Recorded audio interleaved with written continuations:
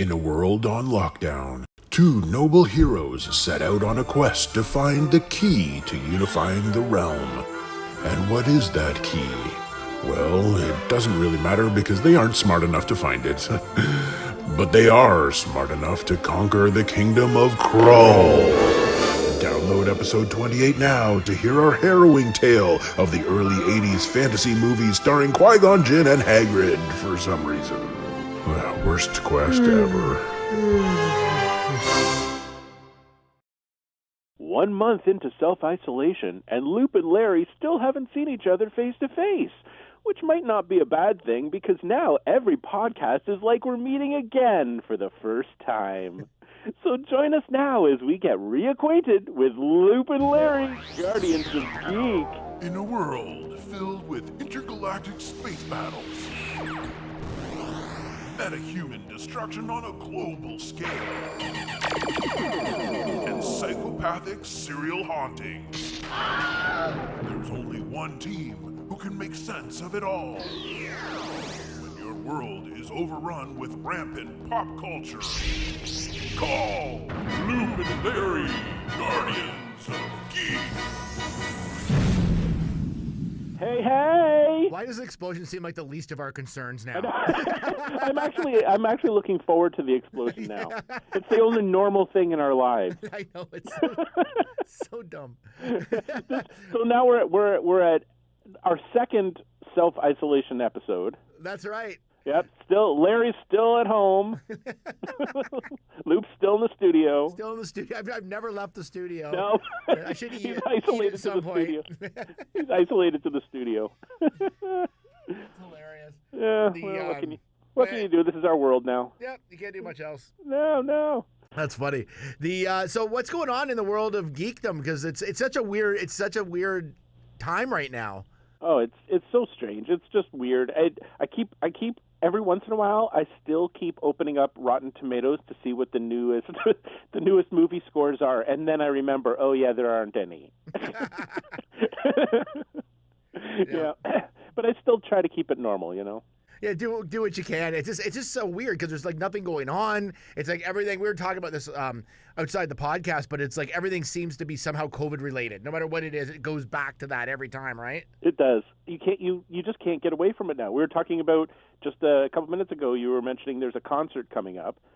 And hey, that's exciting. There's a concert coming up in support of COVID. Yeah, exactly. I'm already missing out on a bunch of concerts that I already bought tickets for this year and I can't go to because I know they're all going to be canceled. Yeah. Like from Green Day to Guns N' Roses to like Toad the Wet Sprocket. When Toad the Wet Sprocket cancels, you know things are bad. It's done. So I got a very sad email yesterday from an event that I had bought tickets to in June. It was the Star Wars Collectible Expo, and it's been canceled. Oh no! I know, and it's the first time I've been able to go, and it's like all Star Wars collectibles. That's all it is, and I was so excited, and I just got a full refund on my ticket yesterday. Oh well, that's at least good. Yeah, I guess. I don't know. I know. I was going to talk a little bit about something from last week because we had done Schoolhouse Rock last week. Yes. And when I was on my way home after we did the podcast, we were talking about how in Canada we didn't really have anything like Schoolhouse Rock. Yeah. And then I was like, well, we kind of did, even though it wasn't a cartoon version, but we still had Heritage Minutes. I don't know how we forgot about Heritage Minutes and Body Breaks. That's true, and Body Breaks. Because Heritage Minute was essentially kind of the same thing. It was like a little bit of a historic like piece of our history, right? Like, yeah, it wasn't. I mean, there was no catchy tunes. No, but you still remember a lot of them, though.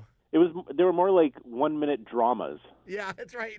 Yeah, but like the first female Doctor, I remember that one. And the Superman one, that one was played a lot. That one was when he was getting on the train, and past a hand-drawn picture to his girlfriend as the train was leaving, and it was the first image of Superman. That was pretty cool. According to our history, we created Superman and we created basketball. Yeah, that's right. Oh, that's right. There was a basketball one too. I don't know if any of that's true, but it's yeah, the peach basket that they cut the hole out of. That's right. We did everything up here in Canada. That's like so dumb. And I also noticed because we're getting so bored at home, we're doing a lot of social media. And I noticed a picture that you did the other day of you and an AT-AT playing outside. Yeah, everybody's posting pictures of their pets and playing with their pets, and I was like, hey, I kind of have a pet. It was a good picture too. It looked pretty cool. Well, I mean, it's a real thing. Like it's a I don't know. It's probably like 2 feet tall, and I play with it in the backyard. Well, there you go. That's something. Larry's got a friend. Exactly. You got to do what you can do, right? I know. Well, the other thing we did, which was kind of cool, we did a Facebook watch party, which I've never done before, and we watched Birdemic 2. That was the highlight of my whole week at that point.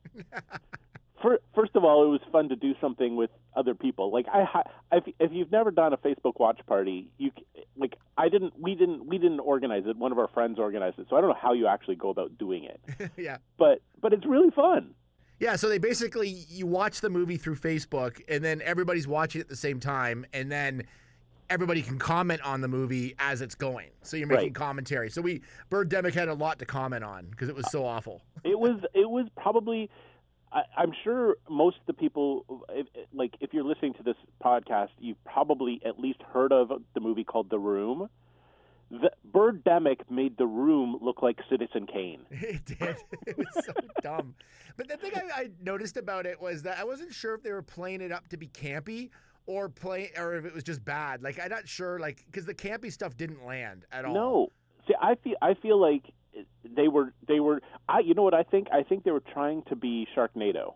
Like, I think they were trying to go for like super low budget but actually cool, and failed miserably. Yeah, there's a way to do campy to make it funny and let everybody in on the joke that you're being campy, but this wasn't doing that. Nope. And it seemed like some people were taking it way too seriously, more than others in the movie. So, and I mean, it just had there were characters who appeared for like 2 scenes and then disappeared with no explanation, and like every typical thing that you can imagine being in a really bad movie happened in this movie. Oh yeah. And scenes stretched out for no reason, like that whole opening sequence where the main character is walking for like a good 10 minutes of the first opening. He's walking to meet a friend at a restaurant, and he literally walks like all the way through downtown Los Angeles. Yeah, like just get in a cab. I know. Well, then later it reveals he has a car, so I don't know why he was walking so much, but I don't know. So dumb. I don't know, but I highly recommend Birdemic just for a bit of an escape, because you will not even believe... Oh, sorry, Birdemic 2. Yeah, Birdemic 2. I've never actually seen Birdemic 1. Apparently you don't need to see it to get what's happening in Birdemic 2. Yeah, I think there might have been one character from the last movie that appeared in this one, but yes, I don't think it really mattered. It was such a minor role, I think. So yeah, no, but if you get a chance, I'm not even sure where you'd stream it, but if you get a chance, you should definitely check out Birdemic 2. It will give you 90 minutes of like forgetting about the rest of the world. Yeah, that's right. but if you could do it as a Facebook watch, even better. Yeah, it's better when you can cut it up with friends. It's way more fun. Yeah. All right, let's head into the Pop 5. Let's do it. All right, let's do that. What's hot? We'll tell you what's hot. It's the Loop and Larry Pop 5. Oh, yeah. some popping going on there. Okay, so one of the first things we'll talk about is there's some X-Men rumors for Disney+. Yes. So, of course, Disney acquired Sony, which owned X-Men, or Fox, sorry, which owned X-Men. So now they own it. But everyone's like, when are the X-Men going to start appearing in the movies? We're not 100% sure. But Disney Plus added, if you've gone to Disney Plus recently, a whole section just for X-Men. Yeah. All the shows. They added the 1990s cartoon, which went on for 5 seasons, which is a great show. I'm going to rewatch that soon, actually. That was 5 seasons? Yeah, 5 seasons. Ooh.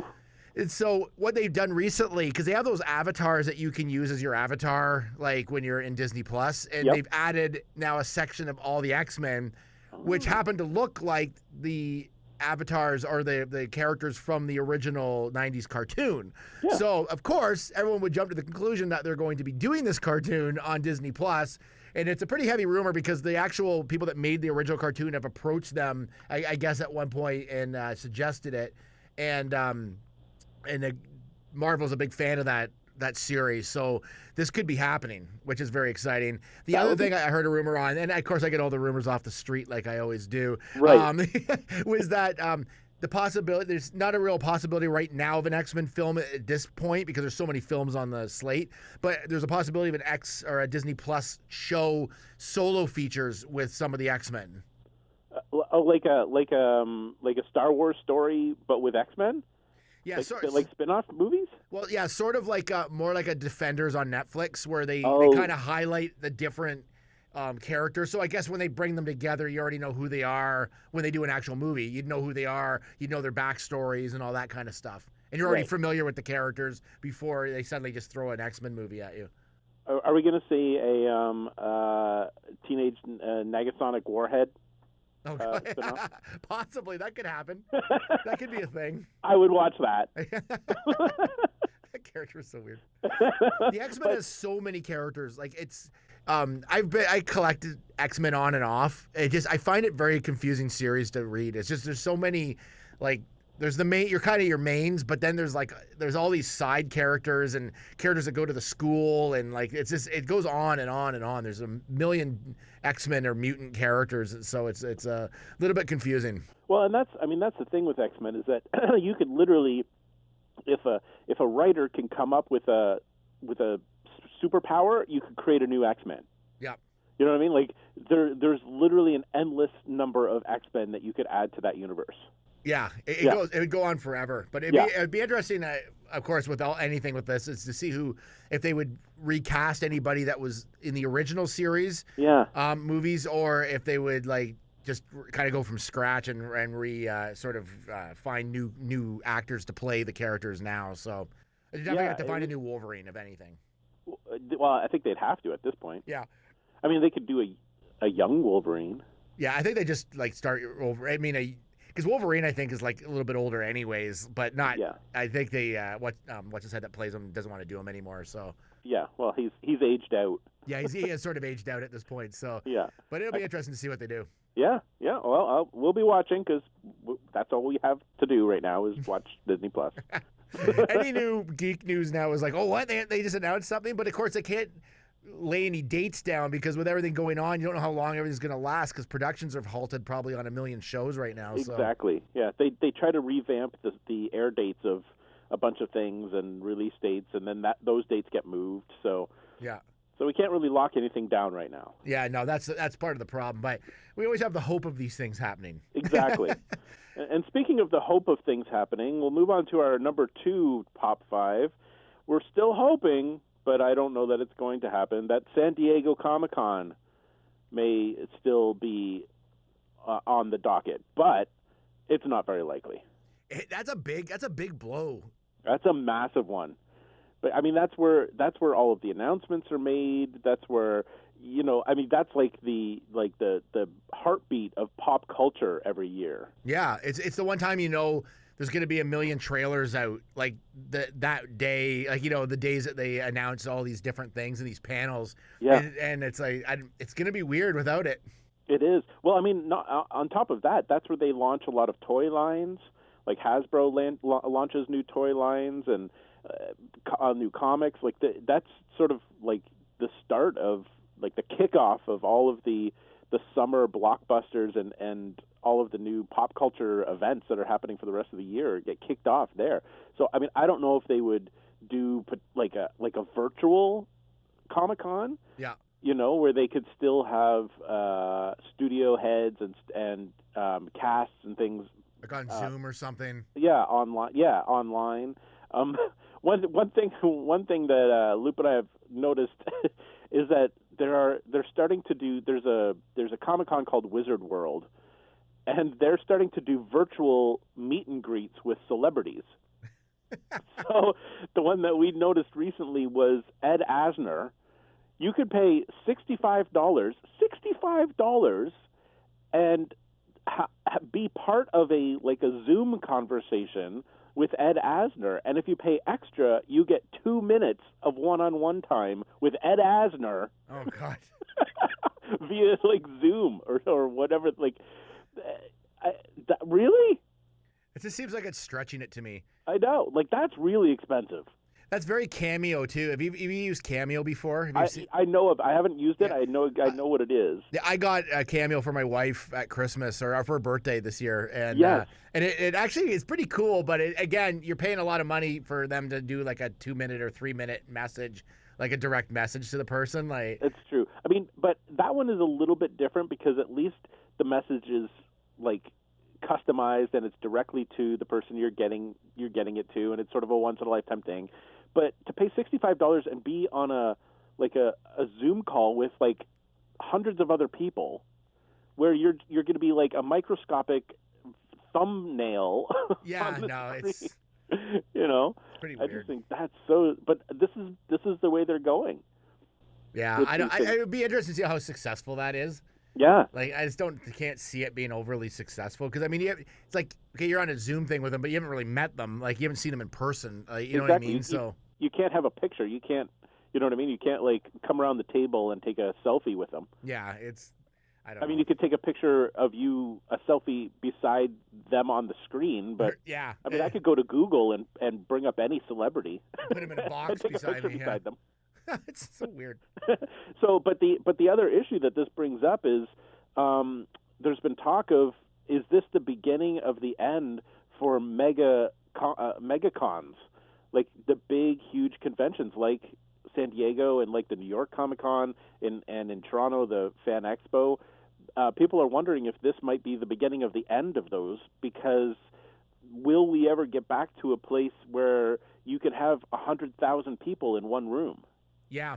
And also too, I was just thinking, even the celebrities, do celebrities want to go and shake hands with a million people anymore, or take pictures with them? I don't know. That's the question. Will smaller Comic-Cons start picking up and smaller scale ones? But how long will it be before they can start opening the doors to these massive things? Maybe they will have San Diego Comic-Cons and Fan Expos, but they'll actually have to limit the tickets. 10,000 people can go. Yeah. And so you can spread out a little bit. And the other thing too is, once they do get back in business, are people going to have a lot of people have lost jobs, or it's tough economic times. Will there be enough people to sustain them? Because there's going to be a lot of people that barely could afford to go in the first place because the prices to go for a weekend are so expensive. Yeah. And not mentioning everything else you do there, and then I don't think that disposable income is going to be there. So it's going to be interesting to see what happens when all this is done. And will they have to go half capacity? Will they have to go? That's for anything, restaurants or whatever. There's going to have to be a limit on how many people can be in a place. Yeah, and I would imagine that would be a couple of years. I somehow don't think that's going to just pop right back up again. Mm-mm. So that's going to be a very interesting thing. This is going to change that whole pop culture phenomenon. Yep. Right at a point where it was becoming it had become mainstream. Yeah. I read somewhere where someone said that this pandemic is basically washing out the greed. Yeah. And it kind of is, because some of those things have gotten quite expensive to go to now. It's just a license to throw money away, and the cost of the photo ops and everything else have gone way up since we started them anyways. So it'll be interesting to see what happens when all this is said and done. Yeah, but you're right. I mean, it might be the kind of thing where organizers have to reevaluate how much they can legitimately charge people anymore if they want people to come back, which might be good for everybody. Yeah, it'll be interesting. I don't know. So that's something to keep an eye on. Yeah. Also to keep an eye on, this is pop number 3. Yep. There's a Missing Voltron series that's now available on YouTube. And this is a little confusing, but the original Voltron series, so that's the Lions one, and the Vehicle one were both based on Japanese shows. Right. And so what happened was the original, this is interesting, the original Lion one was supposed to be, so what they did was the Americans said, okay, here, we'll take this series and we'll adapt it. And so they gave them the wrong series. They gave them the series with the lions in it, and it was supposed to be this other series that never made it. It's called Lightspeed Electroid Albagos. What? I don't. It's Was this from the 70s or 80s? 80s. Really? So they got the wrong series, but then the lion one took off, and that was what happened with it. It was supposed to be kind of based on like parts of 3 different series, apparently, is how it was supposed to be put together. So anyways, this one that never got made into anything, which is basically like 3 robots that form into a big robot. So it's very Voltron-ish, like same sort of idea. It's now, the first 2 episodes are now available. They're subtitled, but they're available now on Voltron. I'll put this up on our Facebook page and on our Twitter. But so you can watch it if you're interested in it. I love Voltron, but it's a bit more difficult to watch because it's got subtitles, so it's a little bit weird. But I don't know. Is the animation style the same? Very similar than the other ones. Yeah. Does it have the same characters? No, it's different characters. It's like same with the vehicle one. The vehicle one was based on a separate series that was kind of like Voltron, so they just sort of called it Voltron and made it the same thing. And then they did a movie with the 2 together. But the movie with the 2 together were pieces from, like, it was kind of like some new stuff with pieces from the other series kind of mixed in together. So, but anyways, yeah, it's kind of cool. I just thought it was neat that that this got unearthed and they've put this up. But I thought the backstory was interesting. So had they gotten this other show, it would never have had the Lion Voltron. It would have been something different. So I wonder if it would have taken off because the lions are so cool. Yeah, I know. Like that's what made that series so neat. Because at the time there were a lot of those sort of anime space action shows. Yeah, they were starting like Battle of the Planets and Star Blazers and yeah, Robotech. Wasn't there one called Robotech? Yeah, that came out a little bit after, but yeah, it's all in the same genre. Yeah, but the lions were totally different.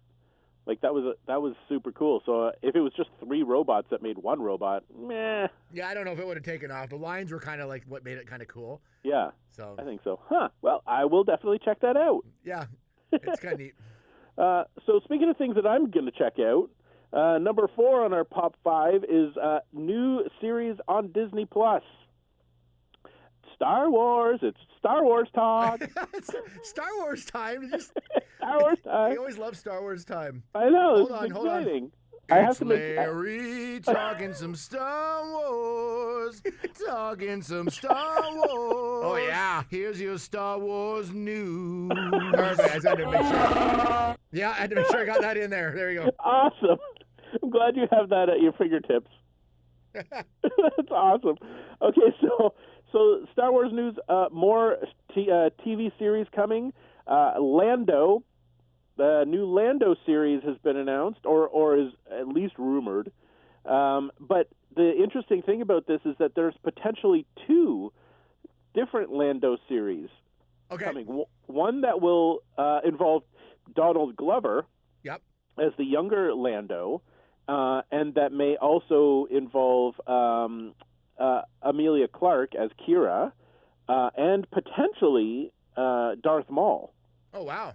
Yeah, it sounds literally like a sequel to Solo. Yeah, but just a spin-off featuring the young Lando.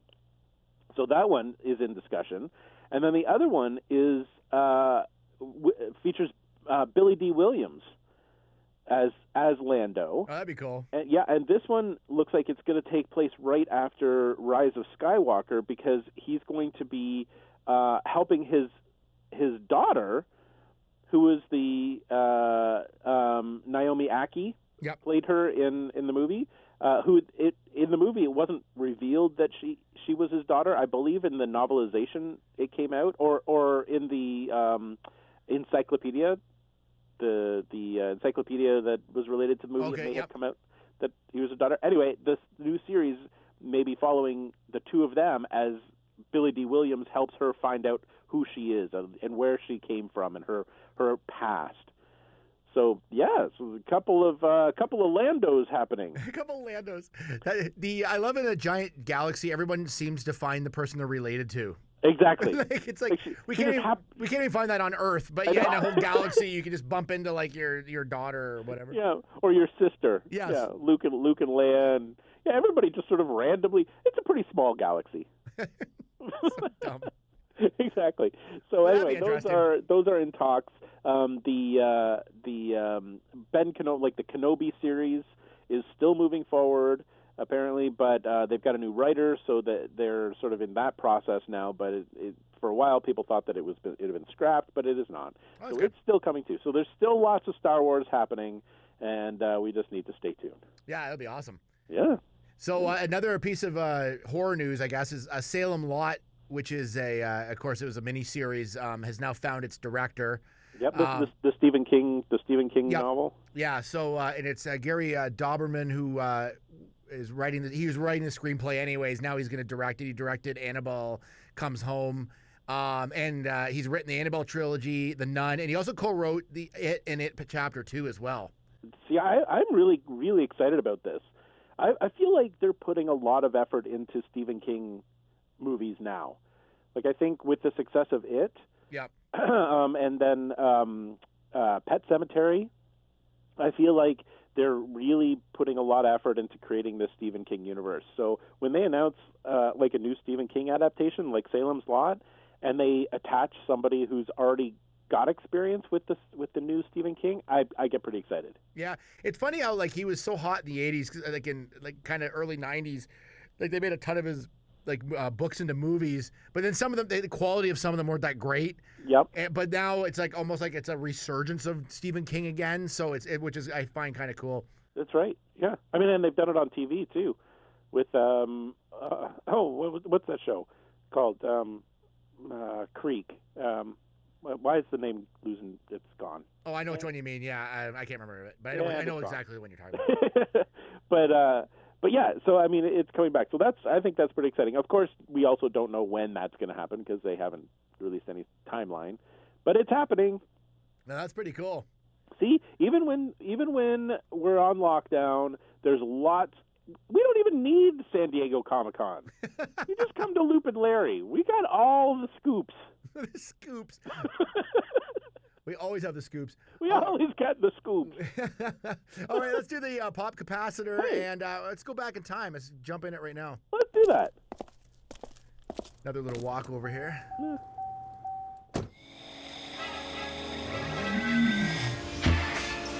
88 miles per hour!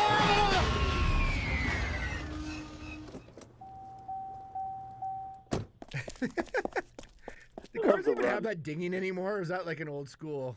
Was that the dinging? Yeah. Yeah. I mean, it's part of the pop capacitor. It's built in. that's okay. I guess that's like you've proven me it's wrong. like when you open the door in an old car and it bings. Yeah, I'm wondering if new cars still do that. I don't think they do. Oh, I don't know.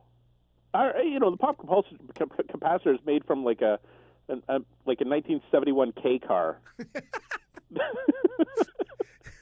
I used to have a K car station wagon at one point. Yeah, I remember don't think that. There was like that white one I had. It was like a. Oh yeah. Yeah, that was a K car station wagon. Yeah, I don't think I got the date right. I think they were K cars were in the 80s. I'm going to say it was I think it was like a 1982 K car. Yeah. Well, that station wagon was like I think late 80s, and I had it in the 90s. Yeah.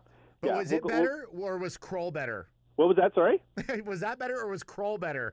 Ooh, that's a tough call. And that is our pop capacitor for today. We're looking back at the movie KRULL. It took place in 1983, or not took place, but that's when it was made. Yep. And it was about a prince and his fellowship of companions who set out to rescue his bride from a fortress of alien invaders who arrived on their home planet. And I got just a little bit here for you. All right, go. All right. As soon as I find it, I'm going to play it. There we go.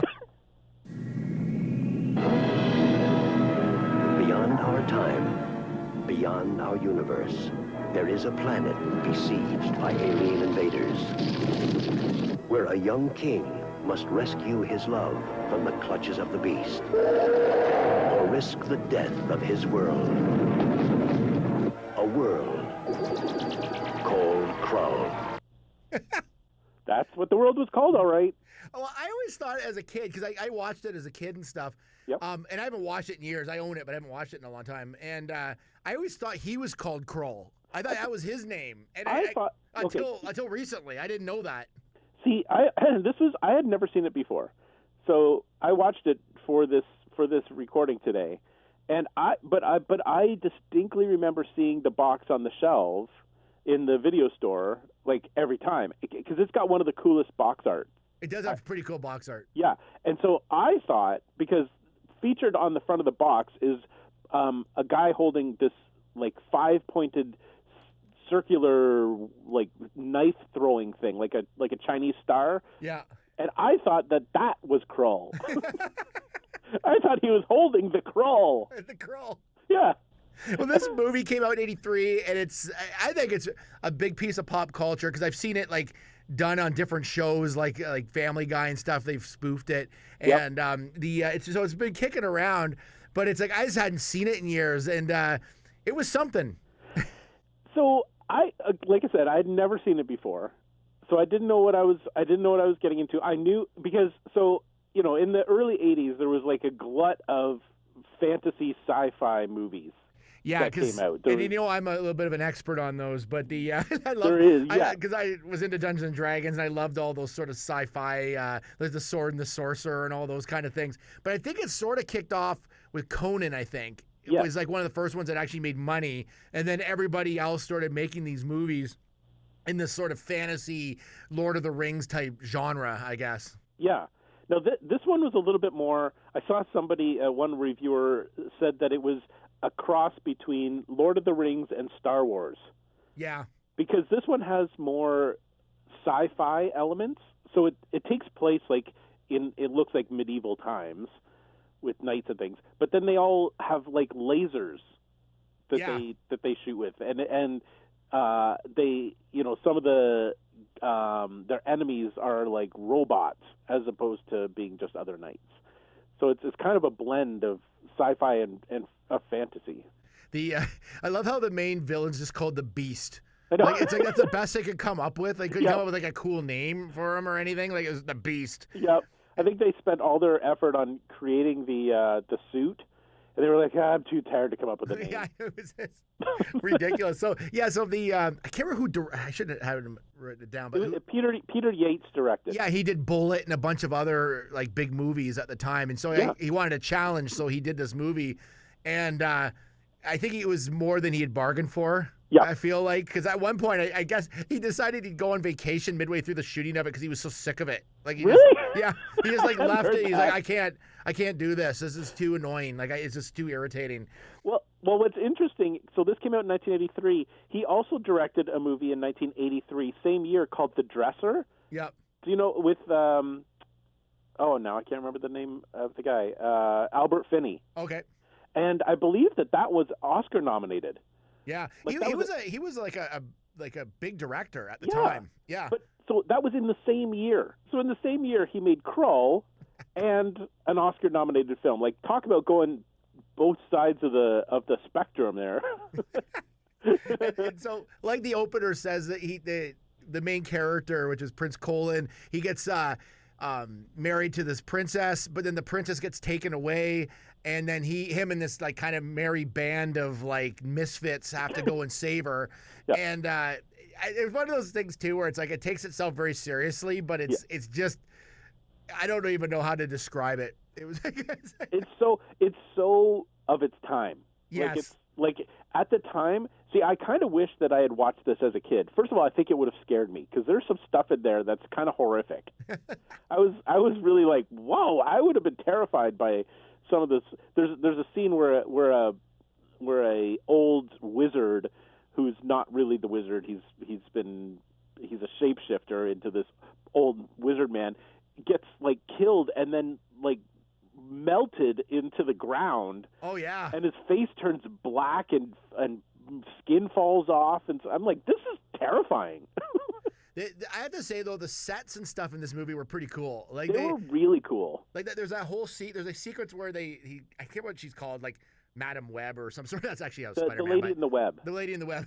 And so he has to cross these spider webs that are all like kind of like sparkly and stuff. It looked really cool. Like it was very like the spider was like crystal. Like it was really cool looking. Yeah, and the spider it looked like a mix of animation and maybe animatronics or something. Yeah. But it looked like a real spider. Like it looked like a massive, but it was transparent. Like you could see through it. And yeah, it was really. Okay, so I'm coming at this never having seen it before, and I actually quite enjoyed it. Yeah. Believe it or not, I actually thought that it was pretty, for what it was. I was all in. Yeah, I think the problem with it is there's a lot going on. Like you've got kind of like a fairly simplistic story, but then at the same time, it's like there's sci-fi elements. There's sort of like this like Clash of the Titans type elements and Star Wars, and it's like they've taken all these genres and sort of like mixed them together to make this sort of fantasy movie. But there's a lot of like weird battles and a lot like these characters that they really drive to you. Like they really focus on all the different characters that's in his band, including there's some actual stars in there too that weren't stars at the time. Yeah. So they had Liam Neeson was in it, which I looked at it, I'm like, God, that looks like Liam Neeson, and it was like, yo, I guess that's who it is. I looked him up on IMDb. Yep, and that's who it was. Yeah, and then so that was like probably one of his first roles, like as far as like a major movie, I would think. And then the other one, I actually wrote him down as probably one of the worst actors in this movie. He was like this guy, this kind of burly guy, had a mustache, and he literally looked like he was like one of the stagehands that they threw into the scene because they needed somebody big. And that ended up being the guy that plays Hagrid. What's his real name again? Robbie Coltrane. So from Harry Potter. Yeah. So I didn't even by the end of it, I didn't even know who that was. But so here's the funny thing about that, and I don't know why they did this, but they dubbed his voice. So he didn't sound like Hagrid because it was somebody else's voice. That's hilarious. Yeah. Because there's another major character they dubbed their voice as well in this movie. Yeah, the princess. The princess who's like the center of this whole thing is this younger female actress. And I was watching, I'm like, that voice does not match what she looks like. Yeah. And I looked it up afterwards, and they completely cut all of her audio and dubbed all of her lines with another person. I don't know why they did that. Well, they did it because they thought she sounded way too young, and they wanted her to sound more distinguished. Oh, so they got this other actress to do the voicing for her, but she didn't know that till the movie came out. Apparently, right? That they had done this. But the problem is, she looks really young, but sounds really old. Yeah, so it's very odd. It totally feels really strange. Did she not look like the Disney princess from like the one from Brave? Yes. Like I thought it's like, oh my God, that's exactly who that looks like. Yes, she does. So but she has like an older woman's voice. It's very weird. Yeah. And because I thought that as well when I was watching, I'm like, her voice is kind of odd. I thought it was just maybe like the dubbing of it or whatever it was. Yeah. But then I found out later they just dubbed her voice completely. But maybe we could chalk that up to it's a different galaxy, it's a different planet. Yes. It's a different time. Maybe people's voices sounded like that. I don't know. The other thing in the movie too, which is I found kind of weird, is so he has this thing. It's called the glaive. That's the name of the weapon that he has. That's like the famous weapon from the movie. That's the thing that I thought was called KRULL. Yeah. So he has this thing, and I'm like, okay, yeah, he's going to be using this. This is going to be awesome. He's going to be like throwing it and slicing people's necks, and it's going to come back to his hand. He hardly used it in the movie. Yeah. Well, he was told when he first. So part of the quest. So the quest is to get the bride, the princess. But the other part of the quest is to get this glaive. So he needs to find the glaive. But as soon as he finds it, he wants to throw it. But then this old wizard who's with him says, "No, you will only use it when it's time to use it." That's the Obi-Wan Kenobi of the movie. Every battle you're in is the time to use it. Yeah. Defend yourself. That's how you need the glaive. Yeah. I didn't realize there was like a time constraint on the glaive when you could use it. Yeah. Maybe it's like a one throw thing. You get one shot at. I don't know. You get one throw. That's it. Yeah. Yeah. Like he hardly used it. Like half the movie. I don't think he even had it for the first half of the movie. Then he gets it. And it's very Lady of the Lake, like where he pulls it up like Excalibur or something. Yes. And then he like uses it at the end a bit, and then it like he loses it or something happens to it at the end. So he has to kill the beast with it. But this is one of the funniest parts of the whole movie because he throws it and it looks like a frisbee when it's in the air because it's like this round thing with blades on the end, and it hovers in front of the beast for like 30 seconds.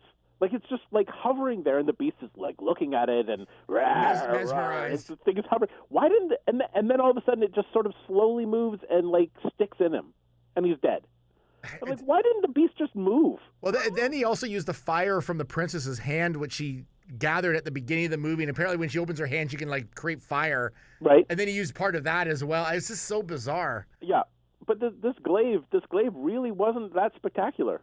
No, it wasn't as cool as I thought it was going to be. I thought it was going to be like he'd be using it all the time. I couldn't remember much because it'd been so long since I saw it. But yeah, but no, and that was the thing that, like you said, like when I was young and I saw the box art, I thought that was the coolest weapon. I was like, that is so cool. I know. That thing. Yeah, not really. The other thing I noticed too, like there's a lot of fight scenes in this, like where they have like a lot of people battling a lot of people at the same time. Yes. Those are some of the worst choreographed fight scenes I've ever seen in my life. Like they're so basic. Like they're just like, it's kind of like you can almost see the actors counting the numbers in their head as like it's like, okay, 1, 2, 3. Like it was just so awful. Like that was the worst scene I've ever seen. It's true. But okay, so going back to the sets, I have to say there's one scene in this movie that involves quicksand. Yeah. And I have to say that it was really, really well done. So this quicksand area was massive. Like it wasn't just a little pool of quicksand. Yeah, it was big. It was huge. And then I assume they used like matte paintings or something to increase it. And it just looked massive. But it was also really deep. Like when the actors went into it and went down, like they went below. So it was a deep thing, and it just looked very real to me. Yeah. I mean, in a fantasy terrible movie kind of way. I think some of the sets too were built in like the same building as like the Bond. Like Yes. where, like those studios, but Yes. it was they were like the sets were amazing in it. Like they didn't like this wasn't cheaply done. Like it was actually like they'd put money into this because they were hoping it to become like a franchise, and it just didn't take off the way. But then it kind of did at the same time because there was like merchandise from this because I do remember stuff from this movie. Well, here I'll tell you, there were actually a bunch of games developed and released as like promotional tie-ins. Yeah. There were 2 Parker Brother games, 2 different ones. Yep. There was a card game. There was a board game. There was a home video game developed for the Atari 5200, but it didn't sell well, so they changed it to the Atari 2600. Oh yeah. There was an arcade game, and there was a pinball game that didn't get released. Like they were going all out with this. Oh yeah. It reminds me of when the Prince of Persia came out and they got like all excited about it and they did like a whole Lego series. Yes. And Lego doesn't lend their brand to things easily, right? Like Right. so, and then it just bombed. That movie just like did so badly. Yes. And this is what happened with this. but this was the highest budget movie of that era, like of like the early 80s. Yeah. So they actually put a lot of effort into making it. And so I think that's why I enjoyed it, because I think it didn't look cheap. Yeah, it definitely did not look cheap. It looked good. Yeah, I mean, one of the characters is a Cyclops, and Oh yeah, I he forgot about actually the had Cyclops.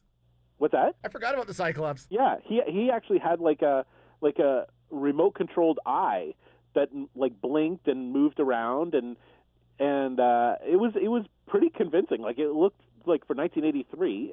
Yeah, like, I mean the special effects were pretty good in it, I thought. Yeah, so I think that's what saved it, because I mean, really, like the fight scenes were so cheesy, and there was a lot of moments like, why aren't you just using your glaive? Why? Yeah. But because it looked so cool. Oh, and one of the other cool things is, so their enemies, they were called Slayers. Is that right? Yeah. Slayers. So this band of guys who had to fight, so they would fight the Slayers. When they killed a Slayer, when they shot it with their laser or whatever, the head of the Slayer would explode, like the top of it would open up, and this thing that looked like like a xenomorph from Aliens, would come out, would crawl out of their heads. Like, that's cool. It's almost like that was the alien, like the little things. Yes. And then they were just in these bodies of like almost like robots that they were like kind of controlling. Yeah, that's exactly what it was. So they weren't killing the aliens. Like the robot would explode and the alien would like pop out of the head and crawl away. But Yeah. it was so unexpected. Like I was like, I just thought the thing would drop to the floor and that would be the end of it. But no, it was So there were some really cool ideas and concepts and set pieces. It just was a bit messy. Yeah, it was a bit messy. I've got a big question for you though. Okay. Who is a worse shot, the stormtroopers Cobra Troopers or Slayers. Slayers did not hit one person, I don't think, in that entire movie. Nope. They were horrible. I was like, these guys, like, there's like a million of them and they can't hit anybody. And I'm like, they're terrible. And like they'd show the shots like totally missing, like by quite a distance. Like, I'm like, these guys are horrible. And all of the battles were in really close confines. Like, it wasn't like people were like a mile away. They were like 3 feet away. Yeah, it was like, I couldn't stop laughing. I was like, these guys are horrible shots. Yeah. Like, well, I mean, they're slugs in a robot body. What do you expect? That's true. That is true. The other thing I was going to mention is before we're done this is the destruction of that fortress took forever at the end. That thing, like, it was like the longest. It's almost like a really bad death scene. Like the destruction of it just went on and on and on. Holy cow! Yeah. So they finally destroyed the thing. You know, the typical ending. But yeah, and then they ran away from the fortress and had to sort of sat in a field and just watched the thing explode, and it exploded for like 10 minutes. It just went on forever. It's like, okay, we got it, and then the movie just like ends. It's like I feel like they were just like, you know what, we've got the money, we're gonna we got one shot at this. Let's just milk it. Or the editor was like, do you want to use all of this? Okay, I'll just put the whole thing in there. Slice the whole chunk in there. It should be good. Yeah, they're like, okay, we're only like 5 minutes away from making this a 2-hour movie. Let's just, what can we fill with? Just so we can hit that 2-hour mark. Yeah, we got to fill this out. Yeah. So dumb. So what do you think? You think it stands the test of time or no? Well, see, I actually quite enjoyed it for the nostalgia aspect of it. So I would watch it again. So I think it stands up. Yeah, what do you think? I think for what it was, I'd probably watch it again at some point for sure, just because it's like there's a cheesiness to it, but there's also something that's kind of endearing about it. Yeah. So I would watch it again. So I'd say it stands the test of time. It's got a lot of cool ideas in it. Maybe they all just didn't. There was too many things going on in it, and that's what made it not work. Like you're saying, it was a bit messy, but other than that, I'll give it a seal of approval. Yeah, I think everybody should give it a shot. It also, I have to give it credit. It also made me really excited about going back and rewatching that genre of movies. So just last night I rewatched Dune. Oh yeah. Yeah, because I'm like, you know what? This was a cool genre. So now I'm into it. Now I got to go back and rewatch these things. So it did its job. There you go. There you go. So there we go. That's our pop capacitor, and that's our show for today. Anything else you want to add before we're out of here? No, I think I'm good. All right. Well, I just want to say to everybody, stay safe, and we'll keep trying to bring out some shows. I think we got an exciting one coming up too. We're going to be talking to. We had him on last year. David Weiner. Yeah, David Weiner, who did the documentary, the definitive documentary of horror, which came out late last year. Yeah. It was like a 4-hour doc.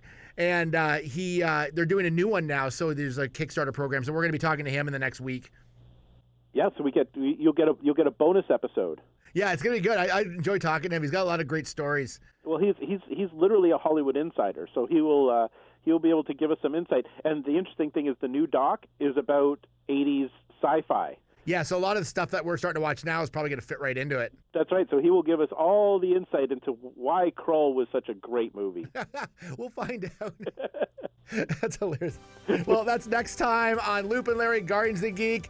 Stay safe, stay inside, and we'll get through this together. Produced by Matthew C. Loop and Lawrence Simner. A Loop and Larry production. Bueller. He likes it. Hey, Mikey. Bueller. Bad news. Fog is getting thicker. And Leon's getting larger. Inconceivable. Brian's right. It's an elf. Wax on. Does Barry Manilow know that you raid his wardrobe? Oh, Captain, my Captain. Life moves pretty fast. You don't stop and look around once in a while, you could miss it. Wax off.